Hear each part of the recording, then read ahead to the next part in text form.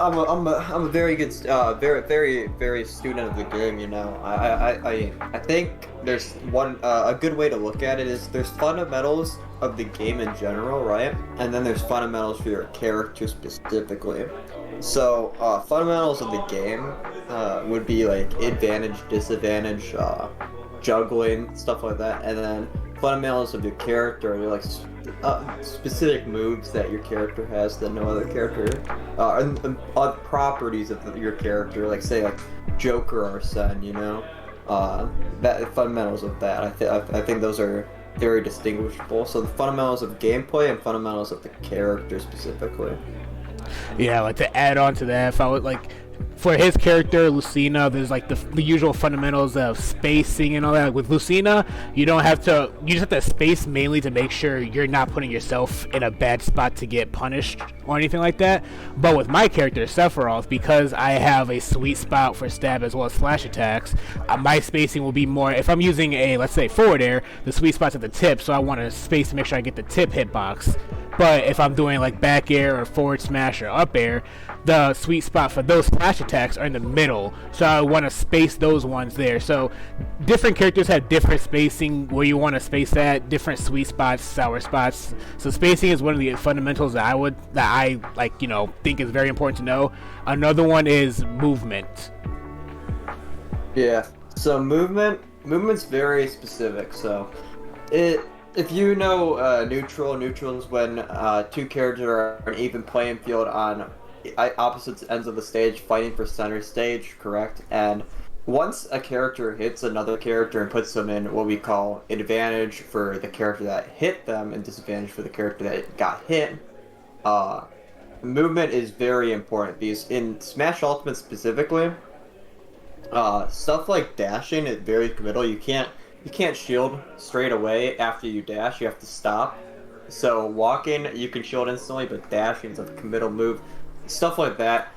When you have, as we said, advantage and disadvantage, when you have an opponent in disadvantage, juggling, baiting out options like air dodge and whatnot for up tilts. Specifically with Lucina, she wants to bait out an air dodge for up tilts to cover landings. Basically, keeping your opponent juggled in that aspect of advantage and disadvantage. Yeah, and like for Sephiroth advantage, Sephiroth's advantage mainly is like you want to get them off stage and edge guarding. If not, then you want to ledge trap. I could be wrong about that because I am still learning a lot about the character. But from what I am learning right now, edge guarding and ledge trapping is the main best advantage state for Sephiroth. Juggling isn't too bad for him. His up air is really big and really strong. It's just because of how long it takes to come out and because of the end lag, you don't want to kind of throw it out willy-nilly because if you throw it out, you miss your opponent, you're kind of stuck in end lag and they have a chance to punish you. Yeah, Lucina definitely has it easier than Sephiroth, just having that up tilt that Lucina has that hits both in front of her and the back hitbox in back of her. That extends to back here if you combo, if you get the back hit of up tilt. So Lucina definitely has quicker moves, in the Sephiroth, it's going to be mainly ledge trapping, A lot of characters in this game, if you get a character on the ledge, right? People are to the point of this game at the very top level, where if you have someone on the ledge, right? They're at minimum taking 80% before they get back center stage and reset neutral. Like being a disadvantage at ledge is terrible in this game, especially against characters like Lucina, especially like Roy and Chrom. Those characters can just kill you or KO you at 60 if you're not careful enough. Yeah, being at ledge against Lucina and Roy as Sephiroth, it's like because I'm a light character, it's definitely a scary situation. Even when you're not a light character, just being at ledge against them is it's like really scary. Yeah, and then specifically for the fundamentals of edge guarding. So edge guarding you want to treat like when you hit an opponent off stage, like say if it's ZSS for example, someone who or Zero Suit Samus if you're unfamiliar with that wording Acronym. So Zero Suit Samus has many ways to recover. She has a tether recovery in her Zair. She has down B, which is flip kick, which is basically a second jump, and then she has obviously a jump and an up B. So if she say uh, jumps, right? And you hit her out of her jump, she never gets that jump back. She'll get flip kick back, but like you want to take away the resources your opponent has to recover to limit their options and know kind of the directory that the character is going, so you can throw out a hitbox, like say Lucina back air, Lucina forward air, and when you limit their resources, they have more of a limited pool of where they can go off stage and how they can recover, you know? They can't, because as the person who's on stage edgeguarding them, you have unlimited resources. You can refresh your resources by getting your jump back, by landing back on stage, you know? They're the ones that are pressured to come back to stage and use up their resources, so you wait for them to use their resources and go out and use your resources and refresh them if you do you're too late. And I mean, that's the fundamental of edge guarding. So I just wanted to point that out real quick. Yeah, edge guarding, like mainly when you're edge guarding, like Austin said, you want to wait till the opponent exhausts their options, and then after that, that's when you kind of would want to go and like edge guard. You kind of don't want to like go super low or super far and give up stage control, but that's like once they exhaust all their options, that's when you kind of got to decide if you're gonna go for the edge guard or if you're gonna sit back and ledge trap. But usually at the time, if you have the percentage and the stock count, or if you're in a better situation to edge guard, then you'll go for the edge guard. And usually, if you don't miss, then it's a stock. And even if you do miss, characters such as Lucina, right? She has that really fast frame one dolphin slash in the air, and she can get it back to stage before the other opponent and set up for a ledge trap before, even if you miss it, even if you miss your edge guard. Yeah, so that's another thing to think about is if you gotta account for your characters, like your character's options as well when you go to edge guard, because like Austin said, Lucina has a frame one dolphin slash or recovery, so if she mentions the edge guard, she can get back to ledge, and she knows, like there's a good chance you'll make it back first because of how fast your recovery is and how good it is. But meanwhile, if you're playing someone like, I don't know, Little Mac, or let me not say someone who shouldn't be going out edge guard. If you play someone like Shulk, if you go out to edge guard with that, your recovery, you might not make it back as fast as Lucina can, or as fast as some other character that you could be facing. So that's something that you have to think about as well when you go to edge guard. I should say frame one invincibility, but yeah, same thing. Yeah, it's... So yeah. That's the fundamentals of edge guarding. I'd say that's the main things you're looking for when you're edge guarding.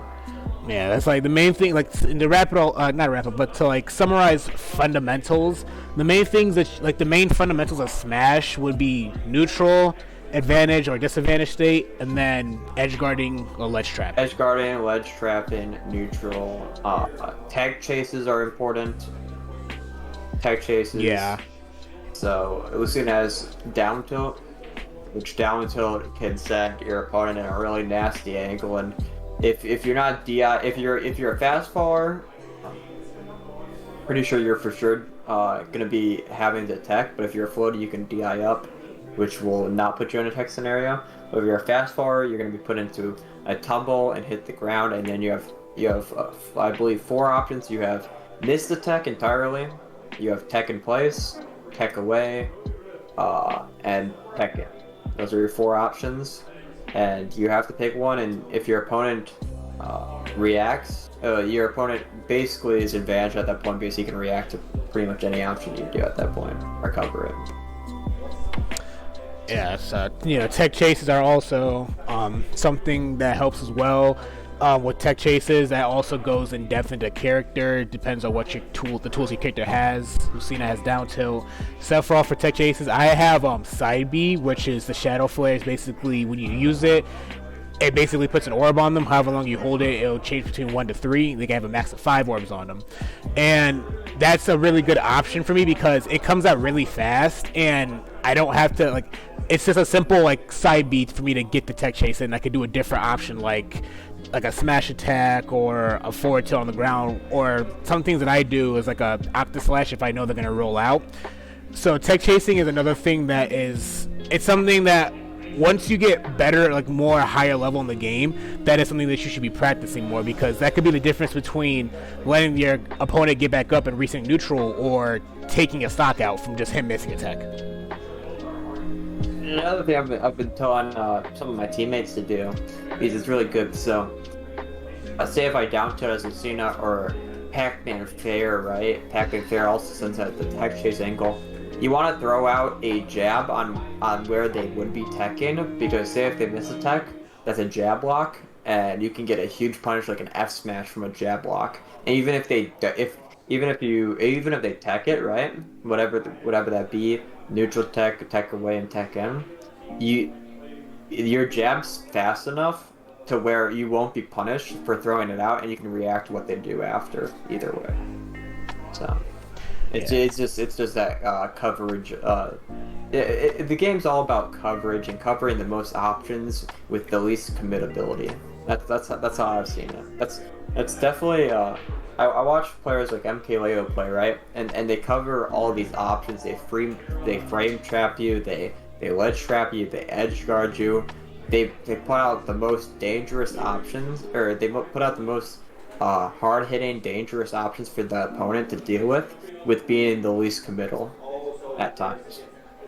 Yeah, I'm noticing as I learn new things about the game, I notice that, like, it is the whole, like, you cover all your opponent's options, then it makes, that's, like, thinking about the game, thinking about it as, like, taking all your opponent's options away, when you think about it like that, the game makes a whole lot more sense, because it's like, okay, yeah, they don't have a jump, they don't have an air dodge, there's, like, literally no way for them to get hit by this one option that I could do unless it's, like, some gameplay bug or whatever, but the chances of that happening are not super low in this game, but they are still pretty low.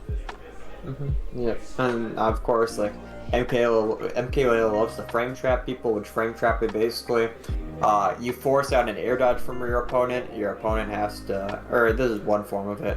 Your opponent air dodges one of your moves, but your move's fast enough to where it ends, and they're still in the air dodge or like animation of it, and you can punish them with like another move. So.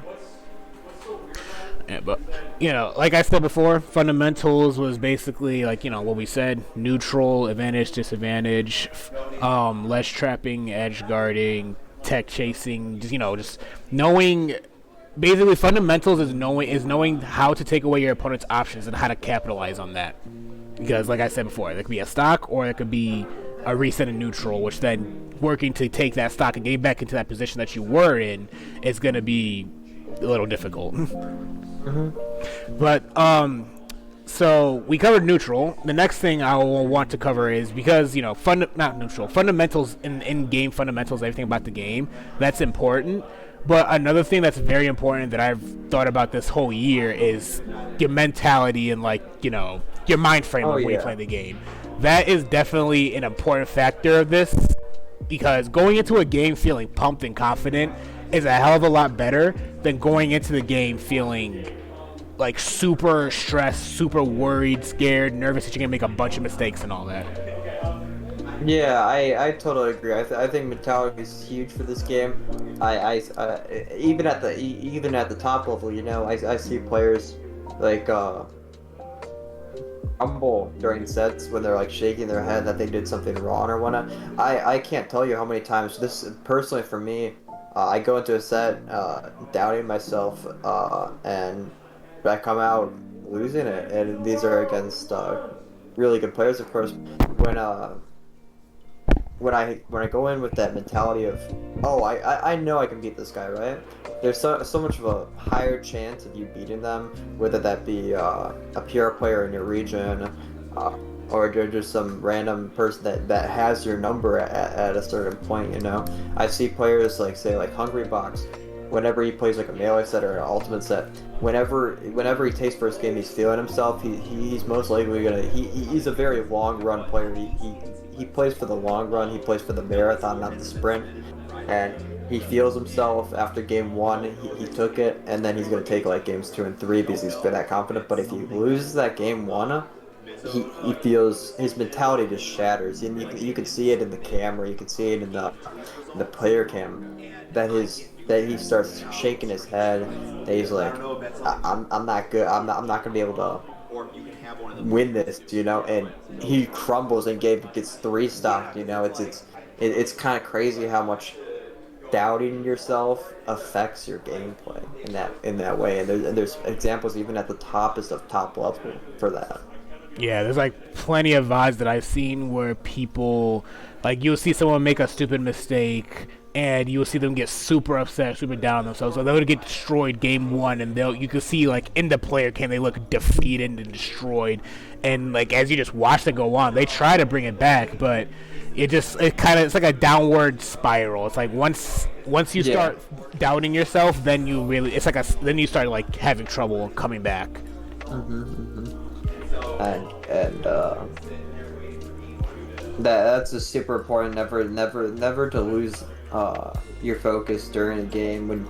Even when you think your opponent knows everything you're gonna do, you gotta realize that they don't, and even the best players mess up at times. So yeah, in that case, that's where your adaptation also comes into play, because not only do you need to like pick yourself up, but you also need to like adapt to how they're also playing and change your game plan, because playing with no motivation and then also playing the same as how you've been playing your whole life, because your opponent probably VOD reviewed you, he probably knows what you're gonna do, he's probably seen your habits and all that. So unless you don't mix up, then that plus the added effect of you being hard on yourself, and you can't really mix up if you're still being hard on yourself, because you don't have the confidence in yourself to play good. Like mentality of the game was another big thing, and I mean the ways that I would get past is like you just having the support system of my family and my friends and my teammates to be there and like help me bounce back from my loss. Like they tell me what I did wrong, they helped cheer me up, they made me feel better, they cheer me up, made me smile somehow. Like that helps me play better, because the winners round in bracket that I had where I got destroyed, when I talk to my girlfriend or I talk to my friends or my family, they cheer me up. I come back in losers and have like a really good run and go on like 3 or 4 game win streak. And that, like for someone like Austin, someone like you, like you could extend that 3 or 4 win streak to like hell, maybe even winning the tournament from loser side. Like, I think even say if like you're a newer player to a tournament and your round 2 is typically that PR player, that person that's seeded to win that tournament, or seed 2 or seed 1 or 2, just at a level of the game that most people play it at, there's always a chance that you can take that game. Like that's you should never doubt yourself. Even when you lose, even if you do lose, ask for advice. Ask the player that beat you for advice, and save the set, record it, look back at it, see what you can do wrong, see what you can apply to your gameplay next. It's all about the long run. It's a marathon. It's not a sprint. You're not gonna get there day one. You know what I'm saying? For me personally, I can see how much I've improved for the past 3 years. It's definitely a marathon, and people need to realize that more. I feel when putting so much into caring about the game so much and getting down on yourself mentality wise.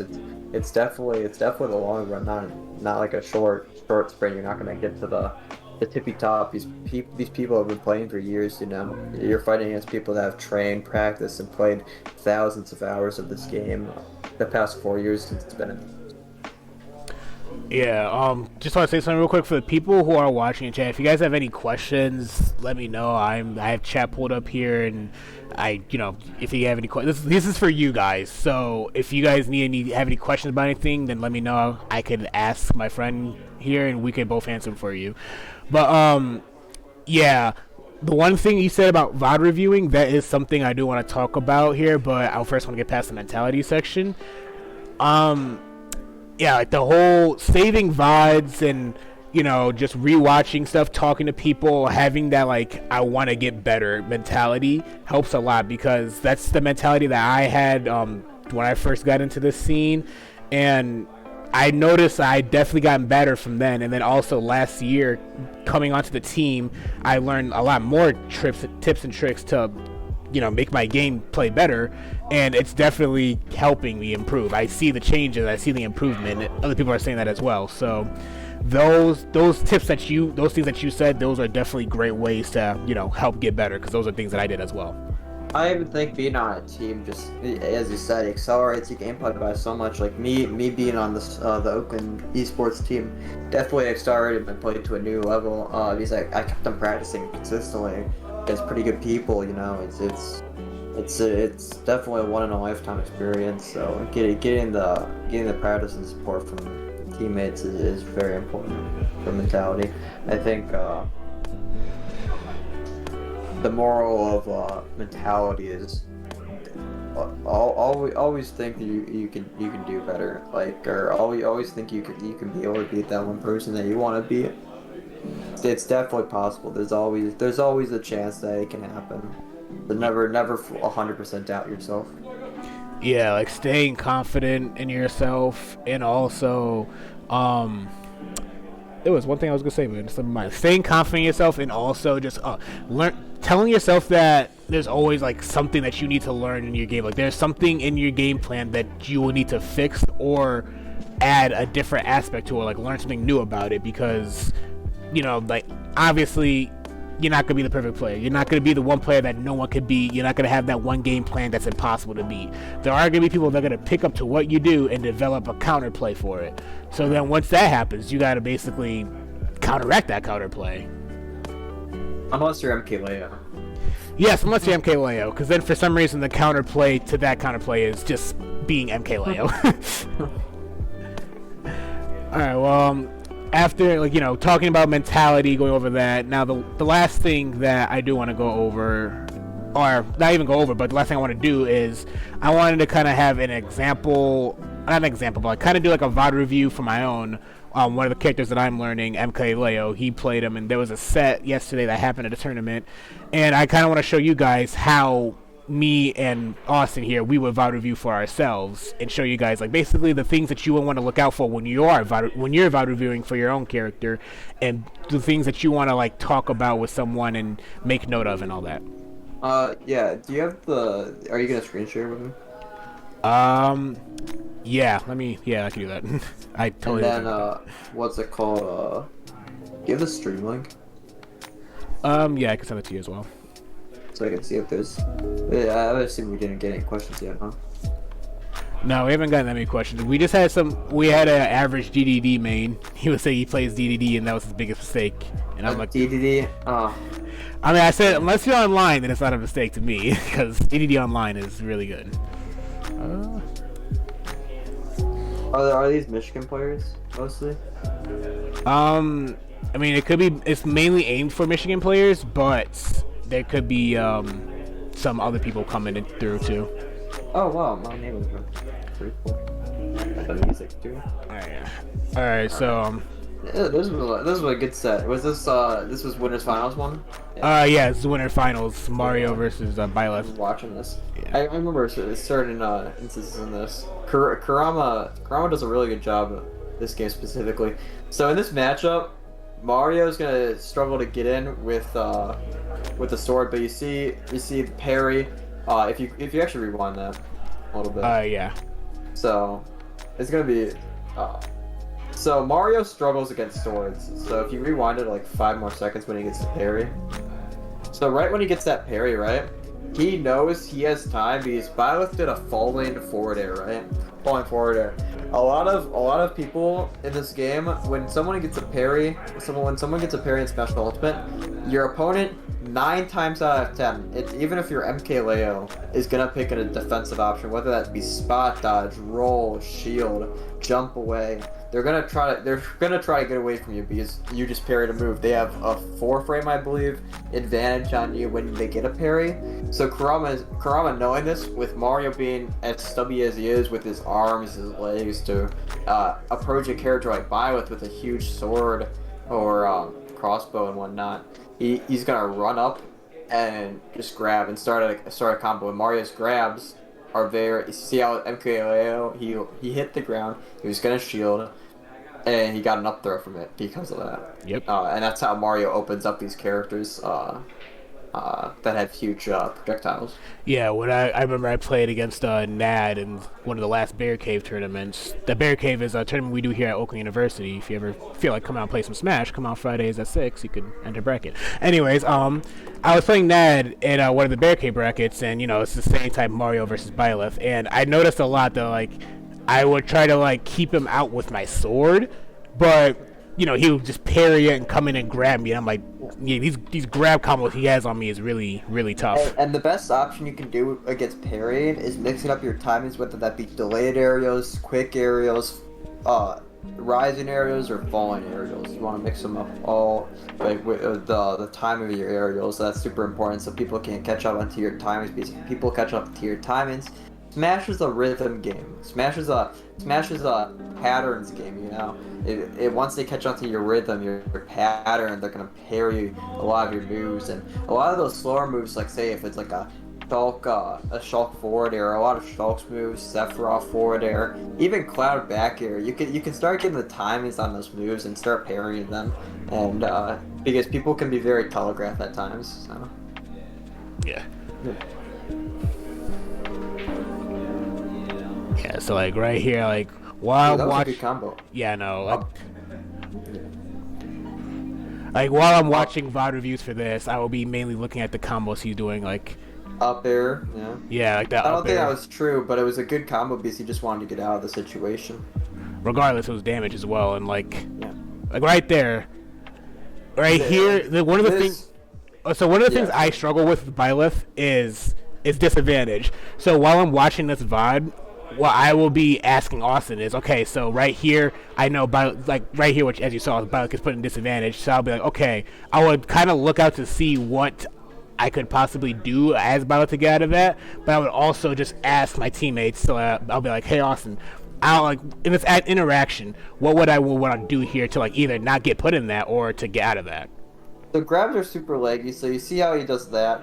And right when he gets, if you rewind it right here, and you can put it to like 0.5 speed. Yeah. So he combos back air into nair into up air combos. So MKLeo, I believe he DI'd out on that, and he didn't get hit by it. But if Mario hits you with an up air specifically, we'll see right here. So he back airs, missed the grab. He also MKO thinks he crosses him up, and that's why he goes for that grab, which he didn't cross him up, so he just messed up. Yeah. See, that's what I'm talking about. Even top players mess up it that way. So back air, he gets back air into turnaround and there, into up air, and then MKO DIs this out, which is actually really bad in my opinion. But I think it was fine in the aspect of even if you DI'd in, you were still gonna get spiked. Yeah. Kurama just messed it up. So what Kurama does, he doesn't overextend at all outside of this. He jumps back, I believe. Yep, jumps back, takes ledge trap position, gets the forward air, gets the up air, then gets the forward air off of it, which is a true combo by Mario. Typically, if you get hit by two forward airs right at ledge, you want to DI it in so you're towards stage. You don't want to DI it out. He's DIing out Mario's up air right by ledge. It's just gonna make him get that forward air a lot easier.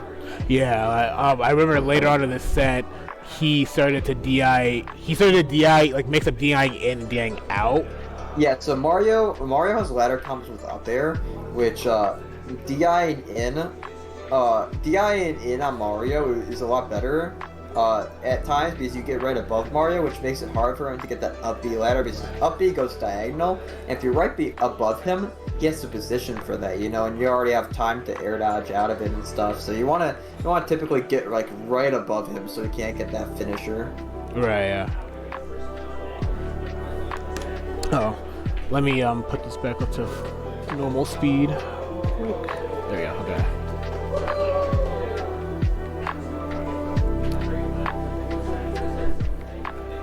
Oh yeah, see, like watching this right now, like this is typical, like Smash neutral. There isn't a whole lot of stuff that you would ask questions about until like he's like right there probably. Up there. Like it's typically what I'm seeing is.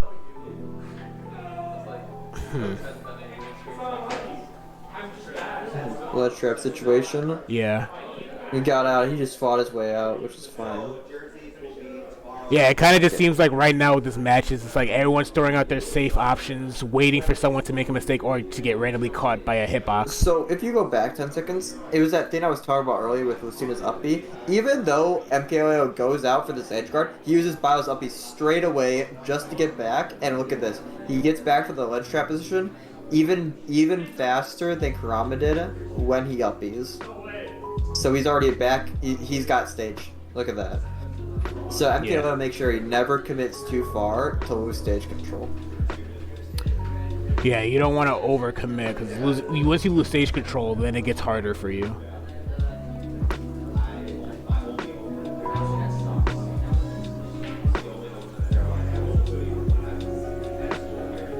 And you saw there, Kurama kind of stayed on stage and didn't do anything because Leo still had a jump.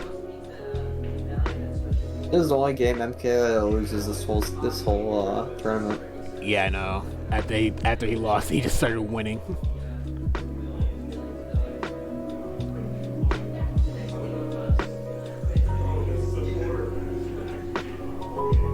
That time you saw him parry and you saw Leo run. Oh my gosh.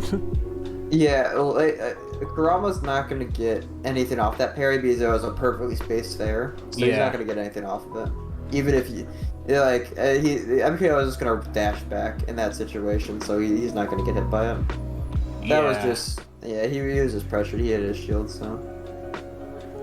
Yeah, he's not getting anything off that. And you can see, but like, it was good on Kurama because even after that parry, he turned himself back instantly. It set up for some back airs because back air is going to send off stage. So he's still pressuring space right when he got that parry. If you saw, he was full hopping while setting up for a potential like back air or something like that. Yeah, and as you can see from this this stock right here, once Leo puts himself in this, he puts himself in this corner, but he kind of stays in a distance to where he knows that he won't get hurt. But he won't get hurt, but his moves will still hit and poke Kurama, so he's still in that safe spot.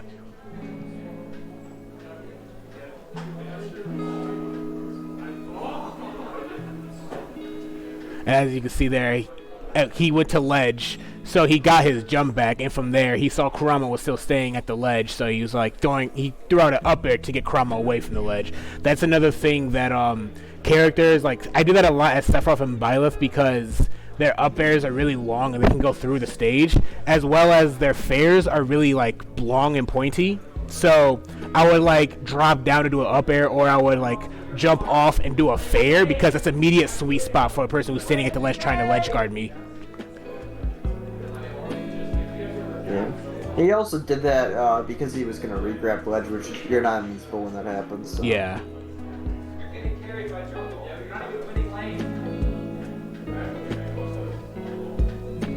Yeah, that's a rare time when MKO went for the Hail Mary, but that's a situation where going for that downer is not bad because he's already down a stock.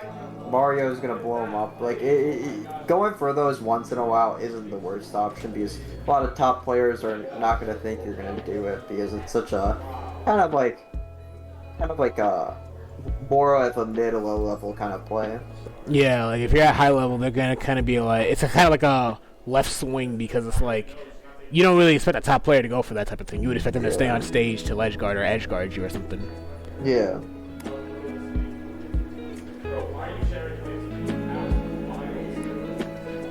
As you saw there, you saw Kurama go for that tech chase, and now he's getting God knows how much percent off of it. Yep. Bro, these ads are gonna be the death of me. Oh my gosh.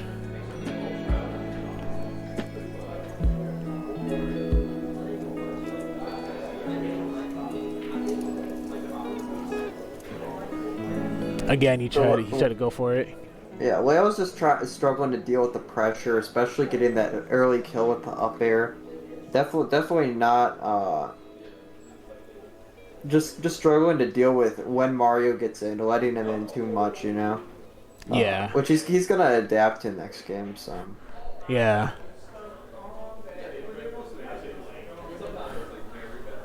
Yeah, this game you can see all of what he was having trouble with against Kurama.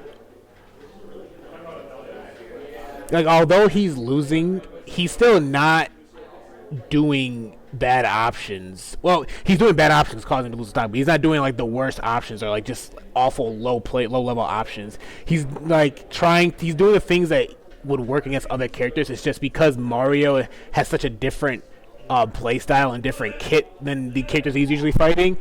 It's something that he's having more trouble with. Yeah, he also knew MKLeo was gonna dash back there, and he hit him with up smash because he knew he was gonna pick a defensive option, being backdash, because backdash is really good in this game, and he punished him for it. Yeah, he noticed because Leo was doing that a lot though. Like Leo would dash back to like, get space and not get pressured by Kurama. So he knew that was exactly what he was gonna do, and he went for that. But now that was the only game he lost this whole tournament. So now we're gonna see how he adapts and changes up. Is it pause for you? No, is it pause for you? Yeah, it's not. Definitely pause for me. Yeah, it's going for me right now. Here, let me. Oh, there we go. It's fixed. Okay. Kind of. Oh my gosh, these ads are killing me. I can't even skip this one.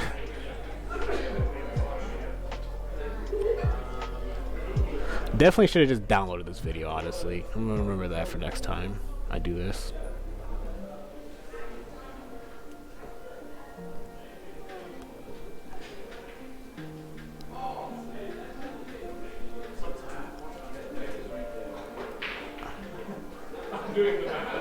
Sorry about this, everybody. I don't know why it's acting up now.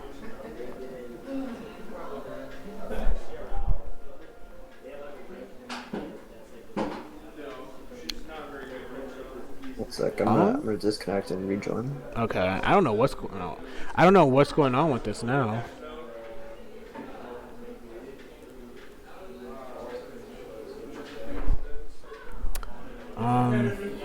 Okay. Well, we don't need to watch all of it. I wasn't planning to watch all of it anyways. I don't know why this isn't working for me, and I don't feel like having to mess with this since we're still live right now. But I think you guys basically got the idea of how you would want a VOD review. Can you hear me right now? Are we not live right now? No, we are live. Wait, never mind. No, we're not. Why does it say reconnecting? Yeah, the internet like died for me, for you. Yeah. There we go. Now we should be live now. Okay. I don't know what happened with the internet there. Yeah, it was being weird. That's why I watched the video. Yeah. Alright, sorry about that, everybody. We should be back live now. Let me get the video back up too, because that was also down. Everyone's seeing my subscriptions.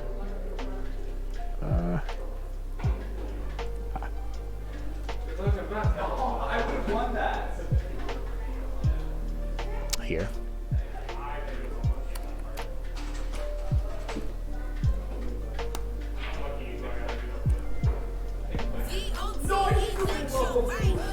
Nope.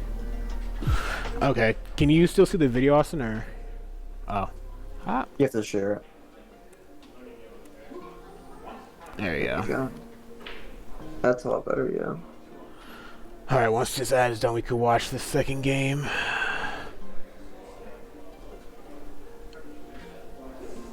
I don't understand how streamers do this.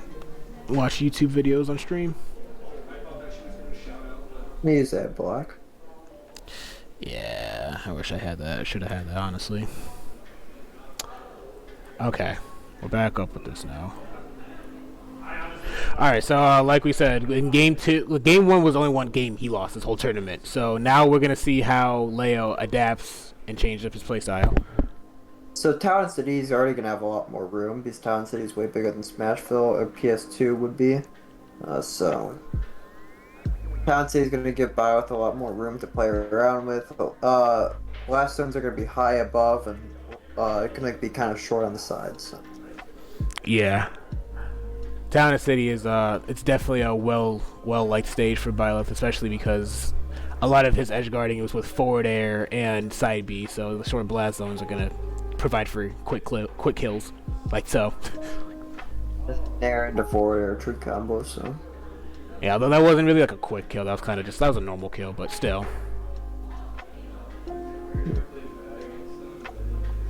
That Hey, he's mix. throwing him. He's throwing him backwards to get him into disadvantage to the side, so he can start racking up damage, making sure he doesn't get back to stage properly. Just taking center stage like he shouldn't. He went for the downer there. We got punished for that. Kurama again went for a grab, but got whiff punished. So you can see here, it's like the way Leo's playing now. He's kind of like adapted to how he looked like that Nair. He kind of threw it out because he's waiting for Kurama to try to come in with a landing Nair, because that's how Kurama started. It was either landing Nair or with the landing Fireball.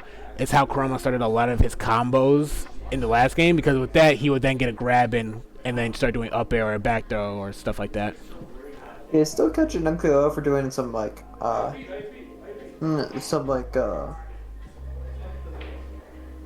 panic air dodges and rolls. Yeah. Because of that, but he's doing fine.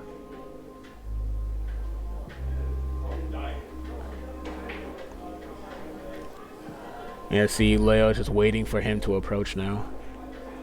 Like, obviously, as he should. He's playing the long-range character, so he should be playing the long-range game, just waiting for his opponent to approach and make a mistake.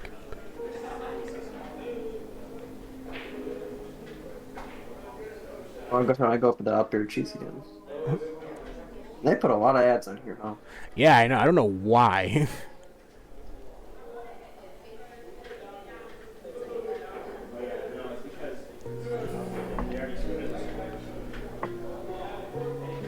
Yeah, Kurama is just having a hard time getting all of his combo starters now with how Leo changed. Look at that subtle way. If you rewind 10 seconds, look at that subtle way he got out of the corner by just jumping over him. Like he made him shield, and then he could just jump over him. Yeah, because he was pressuring him.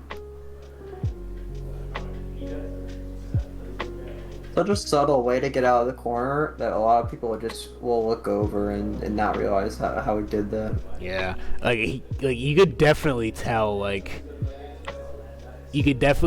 how much he's changed his playstyle from game one, because yeah, he's just doing a lot of he's dashing a lot, faking out Kurama, making him think Kurama's gonna approach in. Like if you look back right here, Kurama thought he was gonna dash in because that's what he was doing a whole lot, but he really didn't. And Kurama grabbed with the grab.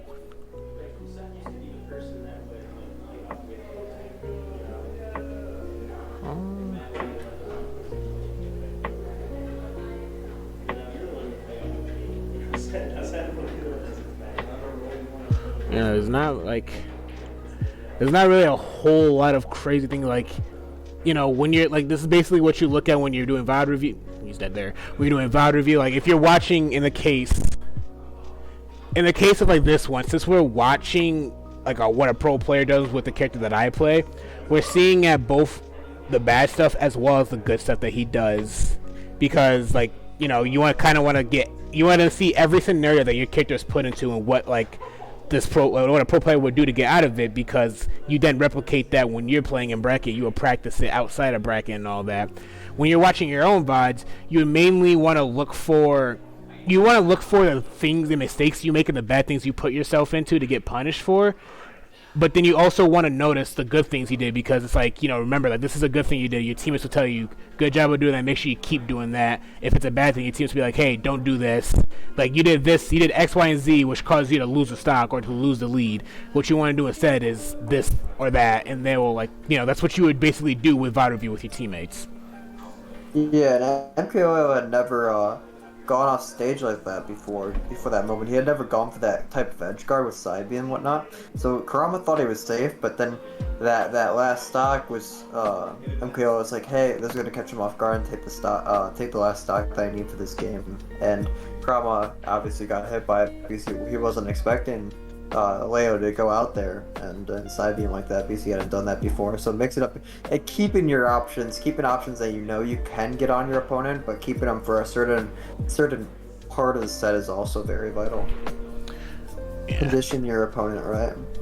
Yeah.